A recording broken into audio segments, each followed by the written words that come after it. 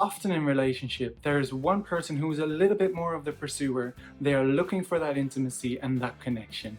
Yet the way they express that can often drive their partner away. Here's how it can look like and why. My name is Tim Monroy and welcome back to my channel. I'm a counseling psychologist during my doctoral training and I make videos about relationships, communication and sex. So be sure to check out my previous video on attachment styles, introducing the concept in a little bit more detail. Today we'll be talking about the pursuer side of the relationship and I will cover the distancing or the withdrawing part in a separate video. So someone who is more of a pursuer in a relationship often has this deep desire for closeness and intimacy in the relationship. They tend to be quite preoccupied with the relationship, give it a lot of thought, think a lot about it, and really want to spend a lot of time with their partner, and often a lot of time very quickly early on. Because of their past experiences and their insecurities, their need for that connection and the way they're looking for that may actually come across sometimes as possessive, jealous, insecure, or very demanding. So what's internally going on is that a person is often very critical of themselves and they're very sensitive to rejection. So they may see signs of rejection or their partner leaving them in small things. So they may overthink and see signs in a text or in a misunderstanding of that the partner doesn't love them enough or that they are not good enough as a partner and that they might leave.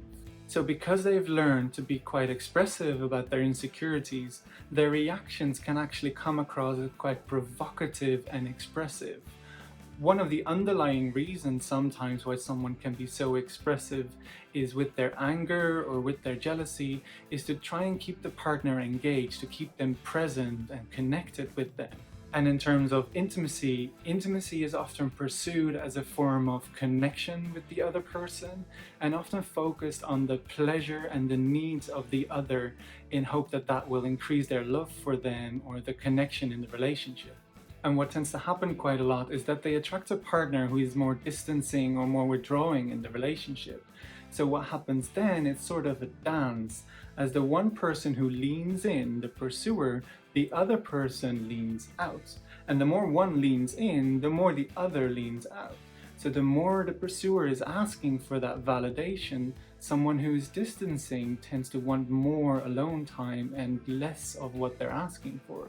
So often this comes from a place of someone having learned not knowing what to expect when being vulnerable, hence the anxiety part in anxious attachment.